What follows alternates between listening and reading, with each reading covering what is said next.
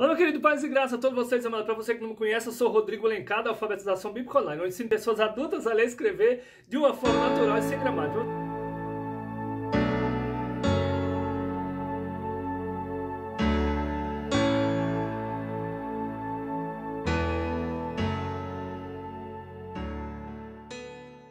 Você que está assistindo pela primeira vez, seja bem-vindo, receba o nosso abraço e o nosso carinho. Desde já, quero convidar você para nos ajudar, curtindo, compartilhando, fazendo o seu comentário, se inscreve no nosso canal, você ficará por dentro de todo o nosso conteúdo. Essa lição, essa revista é do terceiro trimestre, nós estamos agora em 2020. O título dessa lição é Os Princípios Divinos em Tempos de Crises. Glória a Deus! A reconstrução de Jerusalém e o avivamento espiritual como exemplos para os nossos dias. Essa revista é uma revista da CPAD, estudo para jovens e adultos, e agora nós alcançamos a lição de número 8, que tem o título também, As Causas da Desunião Devem Ser Eliminadas. O texto da hora dessa lição, que nós chamamos de texto de hoje, se encontra aqui em Salmos de número 133, o versículo 1. Diz aqui o salmista: ó, quão bom e quão suave é que os irmãos vivam em união. Diz que a verdade prática diz aqui, a união é uma força indispensável para a igreja, queridos. E que é um testemunho diante do mundo e o estímulo para o crescimento da obra de Deus. Essa lição, essa revista está uma benção, queridos. Confesso para os irmãos que cada dia aprendendo mais e mais. Os versículos-chave para a leitura bíblica em classe se encontram no livro de Neemias, capítulo 5, versículo 1 e o versículo 6 ao 12. Nós não vamos estar lendo para que o vídeo não fique muito longo, mas você pode estar lendo na sala de aula com seus alunos. Que o Senhor Deus venha abençoado no graça, sabedoria e entendimento, em nome de Jesus. Glória a Deus. O objetivo geral dessa lição, diz aqui o comentarista, destacar que a união é indispensável, queridos, para o crescimento e sustentabilidade da obra de Deus. Então, a obra é de Deus. Quando já falamos aqui, na outra lição, que essa obra, que a reconstrução de Jerusalém que Neemias está fazendo ali, é uma obra de Deus, não é do homem, amém, queridos? Então ele usa o que ele quer, como ele quer. Os objetivos específicos são 4. Veja aqui, o primeiro tópico é explicar que a união caracterizada no período pós-exílio serve de referência para a igreja. E o segundo tópico é expor a injustiça social que ameaçava a união dos judeus nos tempos de Neemias. Terceiro tópico, mostrar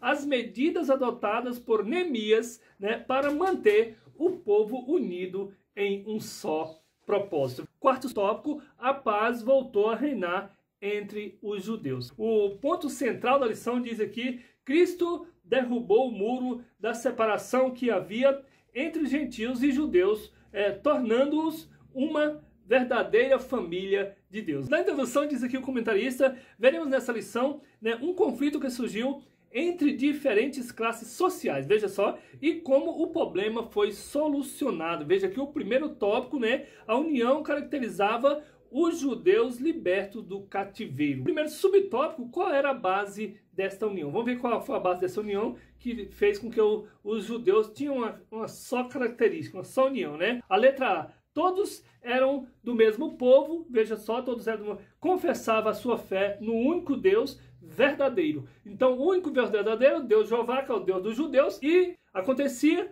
que quando estava lá no Egito, o rei lá do Egito, Faraó, as leis lá favoreciam uns e outros não. Quando vem agora para o exílio, mesma coisa, As leis lá favoreciam uns e outros não. Aí Deus falou, não, o meu povo agora, que eles vão voltar para Jerusalém, e eu vou passar um pente fino, vou tirar e colocar só os judeus mesmo, para eles obedecer a minha palavra, vai ficar dentro da minha palavra. Aí quando vem para Jerusalém, chega lá, tinha um povo, e esse povo que estava lá, tinha uns que eram bem favorecidos pela lei lá, e outros não era, então estava aquele negócio, Os mais pobres cada vez mais pobres, o mais rico cada vez mais rico, o menos favorecido era humilhado pelos mais bem-sucedidos, dentro da lei. Acontece que Deus fez, essa triagem, trouxeram eles para cá, só os judeus, para obedecer a palavra, então ninguém não poderia fazer nada fora da palavra, porque aí Deus, ele opera naquilo que está na sua palavra, de acordo com a palavra dele. Quando, lá no Evangelho de São João, capítulo 14, e o versículo 21 diz: aquele que ama a minha palavra, né, meu Pai o amará, e eu o amarei, né, e me manifestarei na vida dele. Então o Senhor vai manifestar na nossa vida quando nós amar a palavra de acordo com o que está a palavra. Então os judeus, quando chegaram ali em Jerusalém, aí tinha aquele povo ali que estava, né, sendo favorecido pela lei, querendo humilhar agora os judeus, mas os judeus estavam unidos. Unidos de quê, queridos? Unidos de quê? Unidos em uma só palavra, em um só pensamento, em um só objetivo, em um só Deus verdadeiro e em um só Espírito. Então é isso. Porque muitas das vezes a pessoa lê a palavra, mas ele puxa para o outro lado. Aí começa a distorcer. Aí começa a servir para um e para outros não. Deus não faz acepção de pessoas. A lei, o amor dele é para todos por igual. Não adianta a gente querer pegar e passar para uns e para outros não, que era o que estava acontecendo ali quando o povo voltava do cativeiro. Então, e diz aqui, o altar havia sido renovado. Veja só, o templo levantado e o culto a Deus restaurado conforme os ritos da lei. Da lei de quê? Da lei de Deus. Queridos, olha só, a lei, a Bíblia diz que a lei é pura, santa e verdadeira. Então, mas nós vivemos agora no tempo da graça. Só que no tempo da lei ali, eles obedeciam ali a risco. E hoje, qual é que nós vamos obedecer? Vamos obedecer a lei? Não, hoje nós vamos obedecer o amor, que é mais ainda do que a lei. Porque no amor eu vou amar o meu irmão. Eu vou amar o meu irmão como ele é. Queridos, Jesus diz que se você amar só quem te ama, se você der bom dia, boa tarde, só para quem dá bom dia, boa tarde para você, você não está fazendo nada demais. Você está fazendo o seu dever, né? Que está retribuindo esse amor. E no Senhor não. Você tem que amar, né? Mesmo que a pessoa não te ama. Jesus diz que nós temos que amar até os nossos adversários, nossos inimigos. E muitas das vezes, hoje na igreja, nós queremos amar só aquela pessoa que nos ama. Jesus diz que aquele que me ama fará as obras que eu faço e fará até maior. Então, imagina, queridos, não é que a gente tem que amar a pessoa só porque ele nos ama, não. Nós temos que dar bom dia só porque a pessoa dá paz, só a pessoa dá paz para mim. Não, a gente vai amar todos por igual. Assim é a palavra, né? Na letra B, todos haviam experimentado o despertamento que havia iniciado pelo rei Ciro. Todos haviam experimentado, né? Todos haviam cooperado ativamente para a restauração da cidade de Jerusalém. Então, esses judeus todos que foram avivados, né? Eles tinham esse mesmo objetivo, o mesmo amor. Então, não tinha esse negócio de favorecer um, porque é para a obra do Senhor, não é para nós próprios, né? Quando nós começamos a ver ir por lado de amar só quem ama nós, aí você já está fora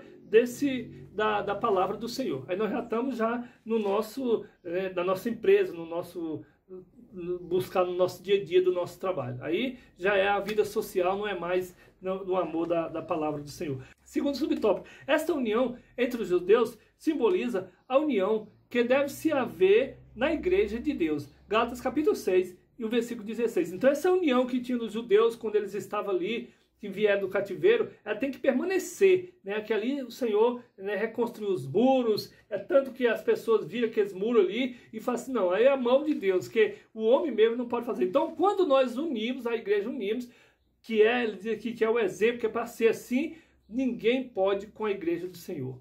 Também na igreja há muitas coisas unificantes. Na igreja há muitas coisas unificantes, que se unem, né? Todos experimentarão um novo nascimento. Todos vão experimentar um novo nascimento, né? Todos que nasceram de novo amam aos que são nascidos por ele, por Jesus. Então, todos que nascem de novo é amado por Jesus e também ama aquele que nasceu também em Cristo Jesus. Todos na igreja são aproximados um dos outros. Todos nós somos aproximados, porque Cristo derrubou o muro da separação que havia entre os gentios e os judeus. Jesus derrubou esse muro entre grego, entre samaritano, entre judeus. Então, é um povo só, a igreja é um povo só. Não tem esse melhor do que o outro, né? E diz aqui, então, tornando-os uma verdadeira família de Deus. Aqui, Efésios capítulo 2, versículo 12 ao 19. Então, todos que vêm para Cristo, todos que entram, né, para essa fé cristã, então agora é a igreja, é um só povo, é a família de Deus. Pode ser judeu, pode ser grego, pode ser samaritano, queridos, gentil, pode ser o que for. Veio para Jesus, é uma só família, a igreja do Senhor, amém? Essa união não se baseia em nacionalidade. Ah, eu sou brasileiro, ah, eu sou chinês, ah, não se baseia nisso, nível social ou cultural, mas todos são um em Cristo. Gálatas capítulo 3, versículo 28. Então, todos agora, não tem mais negócio de nação quando vem para Cristo. Viram um só povo, uma só igreja. Amém, queridos? Eu acho que está dando para nós entender. No meio da igreja, se torna um só coração, uma mesma alma, porque é o mesmo Espírito, o mesmo Deus. Não tem, ali não tem como você querer, né, ter outro pensamento. Porque se você está ali para adorar o Senhor, então é um só coração e uma mesma alma. Amém, queridos? Então, quando a igreja se une, tem um só coração, a mesma alma, o mesmo entendimento, o mesmo Espírito, se torna, então, uma sala do céu, queridos. Consideremos algumas bênçãos decorrentes da união. Nessa união, tem várias bênçãos. E vamos considerar algumas aqui devido à união. Na letra A. Os crentes sentem apoio espiritual para a sua vida. Eles sentem um apoio espiritual, sentem uma alegria de estar ali na igreja, de estar ali no meio do povo, recebendo do mesmo Espírito, né? Muitos crentes vivem cercados de pessoas que são contrários à sua fé. Tudo bem, tem pessoas, né? Às vezes existem crentes que vivem cercados de pessoas que é contrário à sua fé. São alvos de críticas e de isolamento, seja no trabalho, na escola ou na família. Onde nós estiver, o mesmo Deus nós temos que confessar. Que riqueza, então, é chegar à igreja e encontrar um ambiente fraternal e a união que predomina entre os irmãos. Veja só, ouçamos o que diz o salmista. Quão bom e quão suave é que os irmãos vivam em união. Salmo de número 133 e o versículo 1. E diz aqui a letra B, a igreja, levemos a cargas um dos outros. Gálatas capítulo 6 e o versículo 2. Ele diz aqui, existem cargas que cada um tem de levar sozinho. É Gálatas capítulo 6, versículo 5. Mas tem cargas, né, que nós podemos ajudar um ao outro a carregar. Que bênção na hora de aperto saber que a igreja pode ajudar em oração. E a gente fica muito agradecido, que bênção, uma bênção, uma maravilha em saber, né, que a igreja pode estar a nos ajudar em oração, né? Então aqui na letra C ele diz que a união nos faz forte. A união vai deixar nós fortes, né? Uma ovelha sozinha, né, é facilmente arrebatada. Uma pessoa sozinha, uma ovelha sozinha, é facilmente tragada pelo inimigo, né? Mas quando está com o rebanho, é protegida. Então, uma ovelha sozinha é facilmente arrebatada pelo inimigo, a fera, né? Mas a ovelha estando no rebanho, na igreja, né, está bem protegida, como diz lá no Salmo de 91, né, que aquele que habita no esconderijo do Altíssimo, a sombra do Onipotente descansará. Então, estando em uma só união, é bem mais protegido, né? E ele faz aqui essa ilustração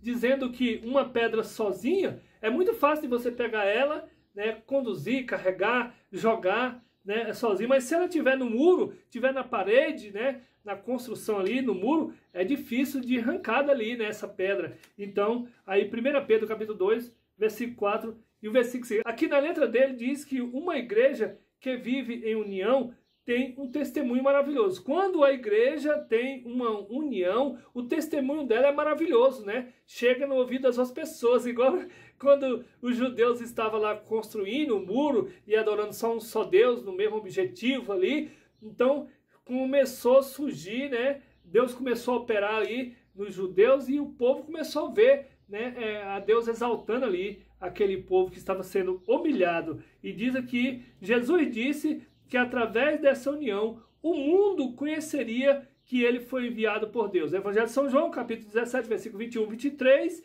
também capítulo 13 e o versículo 35. Então, queridos, Jesus, ele é exaltado, Deus, ele é glorificado quando nós unimos, quando a igreja fala assim, ó, essa igreja é unida. Veja só como que esse povo adora o Deus deles. Então Jesus disse que pela união dos discípulos, dos seguidores dele, que o mundo ia conhecer, né, que eles verdadeiramente aprenderam de Jesus, né? Evangelho de São João, capítulo 13 e o versículo 35. Terceiro subtópico, esta união é uma verdadeira força. Quando unimos, é uma força, né?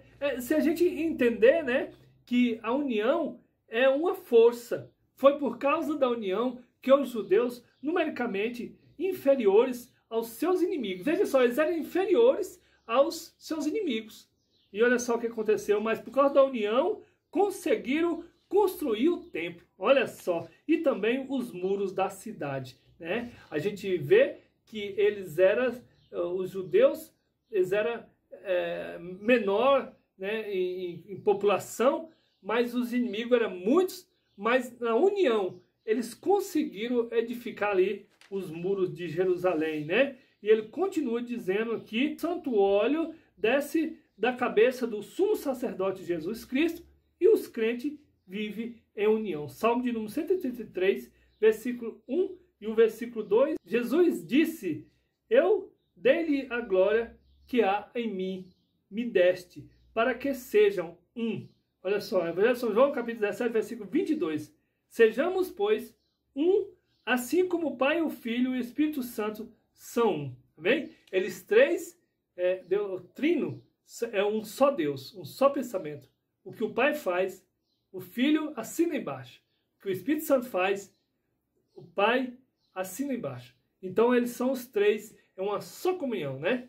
Veja só, 1 João, capítulo 5, versículo 7. E ele continua dizendo, o autor de Eclesiastes já dizia, o cordão de 3 dobras não se quebra tão depressa. Né? Eclesiastes, capítulo 4, no versículo 12. Então, ele diz aqui que o cordão, se ele tiver uma dobra só, é mais fácil de arrebentar, né? Mas se ele tiver 3 dobras, né, vai ser um pouco mais difícil, né? Não quebra tão depressa. Então, a união é que faz com que a igreja vence, é que faz com que Israel venceu ali para a construção do muro. A síntese do tópico 1, o resumo do tópico 1. Veja só, o mistério da igreja de Cristo formada pela união entre os judeus e gentios estiverem em oculto desde a eternidade. Então, isso aqui estava em oculto desde a eternidade e o Senhor revelou, né, para nós. Segundo tópico, a união entre os judeus estava ameaçada. Veja só por que essa união estava ameaçada. Por que o inimigo quer destruir essa união? Porque é a força, é o poder. Primeiro subtópico, qual era a ameaça? Qual era a ameaça que estava acontecendo aí? Tratava-se de uma grande injustiça social. É isso, né? A grande injustiça social. Mas, queridos, o interessante é a gente observar que quando fala da igreja, da obra do Senhor, é a obra do Senhor. Quando você mistura com a obra social, aí fica diferente, né? Porque aí um tem mais condição, o outro menos condição. Aí começa a ter aquela desavença. Financeiramente, né? A vida dos que voltaram da Babilônia era bem difícil. Aqueles que voltaram da Babilônia, financeiramente, estava difícil. Quando chega aqui, encontra ainda os outros povos que eram da família deles, em Jerusalém, também, né, fracassado, também, né, sem condição. E aí, mas tinha outras pessoas que tinham mais condição, aqueles que ficaram mais apoiados ali, né, pelos os governantes da época. E diz aqui, ó, muitos eram obrigados a tomar dinheiro emprestado, não só para seu sustento, como também para pagar o imposto do governo. Muitos precisavam de comprar alguma coisa, né, para despesa sua, mas também precisava de pagar imposto para o governo, que ele tinha que pagar os impostos do governo. E aí não tinha essa condição. Então ficava um pouco difícil. Essas pessoas que voltaram de Jerusalém tomavam emprestado dos seus irmãos mais ricos. Olha só, aqueles que tinham ficado por aí, os quais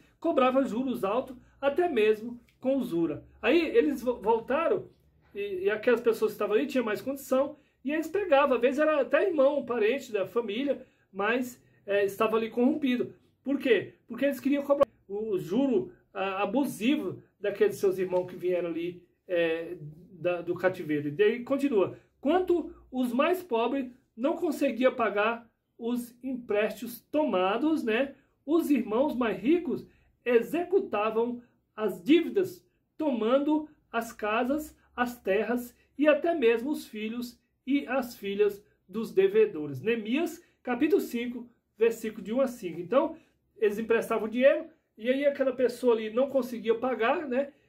Aconteceu no caso daquela viúva e outros casos também, que não tinham condição de pagar o imposto, né? Nós vemos lá também daquela mulher, Lucas capítulo 18, onde aquela mulher, né, ela queria, né, que o juiz ali perdoasse a dívida dela ali, né, que ela não tinha condição de pagar. Então, você vê como que era a humilhação desse povo aqui, né, e os outros que tinham condição oprimia eles ainda, né. Isto foi a causa de grande clamor entre os judeus. E aí teve essa causa do clamor entre os judeus. Por quê? Porque eles não queriam perder a terra, não queriam perder o filho, não queriam vender o filho como escravo, não queriam perder as suas terras, né? E aí, né, não tinha como, porque não tinha dinheiro, né? Este assunto chegou ao conhecimento de Neemias, o que ficou muito enfadado, né? Neemias capítulo 5, versículo 6. Aí chega o conhecimento de Neemias. Neemias já ficou triste lá com o que estava acontecendo com a cidade, quando ele ouviu falar, mas quando ele chega aqui, aí tem esses problemas, e isso deixou ele um pouco enfadado, né? Então vamos lá. Segundo subtópico, como se explica esta grande injustiça? E essa injustiça, como é explicado no meio daquele povo dos judeus ali, né? A letra A diz aqui, em primeiro lugar, era uma expressão de falta de amor, né? Que Neemias fazia, que falava para o povo ali, que era falta de amor, eles não estavam entendendo, né, a obra do Senhor. Dos mais ricos para com os mais pobres, né? Os mais ricos, eles não tinham nada de amor para com os mais pobres. E hoje também acontece assim. Muitas das vezes, a pessoa que não conheceu a palavra, o amor de Deus, ele não quer nem saber. Às vezes até a pessoa não tem condição financeira também, e ele também não tem o amor pela palavra, pelos irmãos, pela salvação. Amém, queridos? Dessa forma, os mais ricos pecavam contra os seus irmãos mais pobres, né? Não lhe dando o devido valor. É interessante, a Bíblia diz que cada um deve considerar os outros superiores a si mesmo. Filipenses capítulo 2 e o versículo 3. O que devemos suportar uns aos outros em amor. Efésios capítulo 4, o versículo 12. Tem até um ditado que eu acho interessante, assim, esse negócio de uma mão lava o outro, quer dizer, um ajuda o outro, mas toda vez que chega na minha vez, a água acaba, né? Aí eu fico com a mão suja. Então, por falta do amor, os ricos chegaram a cobrar juros com usuras, coisas proibidas na lei. Aqui, Levítico, capítulo 22, versículo 36, e Êxodo, capítulo 22, versículo 25. O assunto é muito sério, porque a Bíblia diz que quem peca contra o irmão, peca contra Cristo, né? 1 Coríntios, capítulo 8, e o versículo 12. Na letra B, a atitude do rico era uma expressão de dureza contra seus irmãos. Ele queria ficar ainda mais rico às custas da miséria dos seus irmãos mais pobres. Então, aqueles mais ricos ali, eles queriam ficar mais ricos ainda, né? Às custas da miséria dos seus irmãos mais pobres. Não lhe importava o choro dos seus irmãos. Neemias capítulo 5, versículo 1, a opressão faz endoidecer até o sábio. Eclesiastes capítulo 7 e o versículo 7. Olha só, diz aqui que a opressão faz endoidecer até o sábio. Até a pessoa sábia, ele fica sem saber o que fazer, né? Começa até a endoidecer, diz aqui Eclesiastes capítulo 7 e o versículo 7. Síntese do tópico 2, o resumo do tópico 2, diz aqui, a injustiça social era uma expressão da falta de amor dos mais ricos para com os mais pobres. Tópico de número 3, veja só, Neemias, cheio de Deus, cheio do Espírito, buscando sabedoria do Senhor, o que acontece? Solucionou o problema. Primeiro subtópico, Neemias convocou um grande ajuntamento. Neemias capítulo 5 e o versículo 8. Ele diz que reuniu o povo e lembrou a todos, né, que os irmãos mais pobres estavam sendo literalmente escravizados. Aí, esses irmãos mais pobres estavam sendo literalmente escravizados. E não foi isso que nós recebemos para vir de lá, né, do cativeiro, né, porque já estava lá no cativeiro, chega aqui, estava sendo escravizado de novo pela a injustiça social. Confrontou-os com sua injustiça, perguntando-lhes, vender-se-iam a nós quer dizer, está vendendo agora os nossos irmãos, né? E ele diz aqui, então se calaram e não acharam o que responder. Neemias capítulo 5 e o versículo 8. Segundo subtópico, Neemias faz uma proposta conciliadora. Veja só, olha só. Deixamos este ganho, restituir-lhes hoje, Neemias capítulo 5, versículo 10 e 11. Neemias inclui-se na proposta. Ele e seus auxiliares haviam emprestado a juro. Note bem, juro, mas não com usura.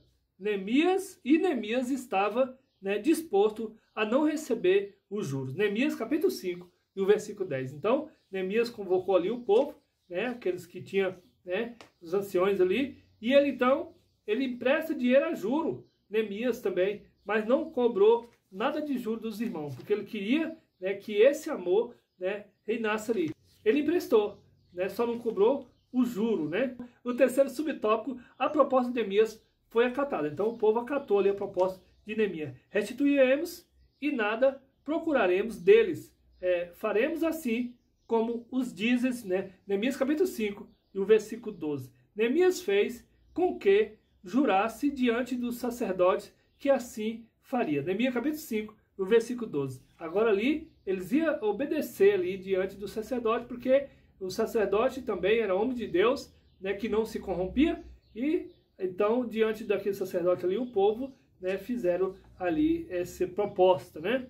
Olha só, um ato simbólico de Neemias confirmou aquele juramento solene. Neemias capítulo 5 e o versículo 13. Síntese do tópico 3, o resumo do tópico 3 diz aqui a convocação de Neemias para a conciliação. Dando continuação ao quarto tópico, a paz voltou a reinar em Jerusalém. O primeiro subtópico, surgindo um problema entre os irmãos, deve logo ser tratado com muita diligência. E ele diz aqui que quando o líder do povo é ignorante, a pessoa pensa que ignorante é ser a pessoa estúpida, brigar. Não, ignorante é quando você não conhece do caso, quando você não conhece a palavra, não conhece, não estuda, não tem um conhecimento. Esse que é ignorante, né? Então, desinteressado, né? Às vezes é desinteressado e negligente, né? Aí acontece, o resultado poderá vir a ser uma contaminação grave.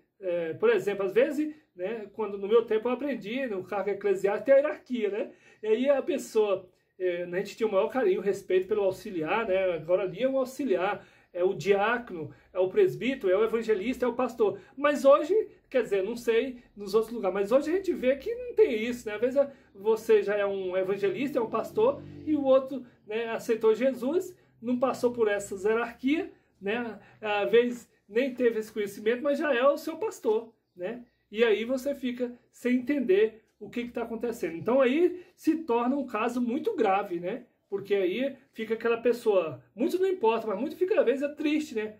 Lutou ali tanto tempo estudando e atendendo ali na igreja e vendo, né, respeitando a hierarquia, respeitando o cargo eclesiástico do outro, aí o outro chega e já vai lá em cima, aí você não entende, né? Muitos ficam até tristes, né? Por isso que às vezes a gente vê muitos obreiros, né, que já distanciaram, às vezes, até da igreja, né? E não sabem por quê. Por causa de, né, líderes ignorantes, que não têm conhecimento, né? Faz parte, né, das atribuições do ministério, né, manter a boa ordem na igreja. Aí como que é? Essa ordem, no meu tempo que eu aceitei Jesus, tinha essa ordem, né, na igreja. Aí agora já não tem mais, né? Então aí você fica sem entender. Ele deve enfrentar os problemas com humildade, né, imparcialidade e com sabedoria. Assim como Deus fez com Neemias, ele quer fazer com seus servos hoje, isto é, Deus quer abençoar seus servos e confirmar as boas obras das suas mãos, né? Salmo de número 90 e o versículo 17. Então o Senhor quer que essa ordem que seja na igreja de hoje também. Segundo subtópico, problemas relacionais devem ser tratados carinhosamente. Então esses aí tem que ser carinhosamente tratado, né? Diz aqui, bem-aventurado aos pacificadores, Mateus capítulo 5 e o versículo 9. Então, aí essa pacificação só serve para um? Não, tem que servir para toda a igreja, né? Porque senão fica aquela indiferença. Se você pega um obreiro que está aqui, né, uma pessoa que aceitou Jesus agora, e aí coloca ele lá em cima, depois você pode estar fazendo para ele, né, prejudicando ele, né, porque ele pode ali não entender e não aguentar o peso também, né, e aí depois ele vinha a fracassar o seu ministério. Olha só, então diz aqui, a desunião, na letra A desunião representa uma obra da carne.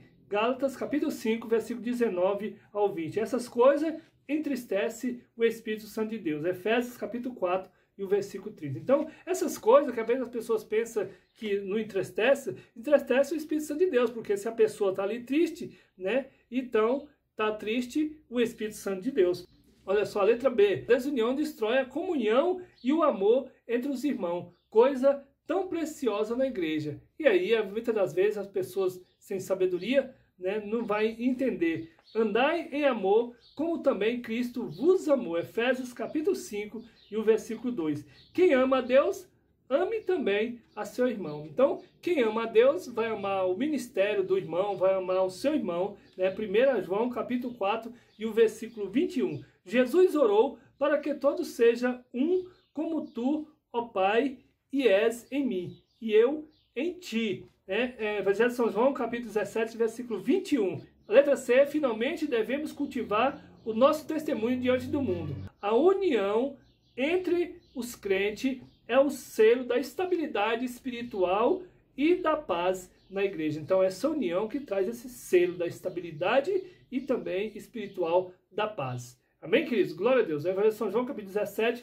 e o versículo 4. Síntese do top 4, resumo do top 4. A paz foi mantida porque Neemias enfrentou os problemas com humildade, imparcialidade e com sabedoria de Deus. Amém, queridos? Então, terminamos aqui a aula de número 8. Fica aqui o meu carinho, o meu abraço a todos vocês, a paz do Senhor Jesus e até a próxima aula, se assim o Senhor nos permitir.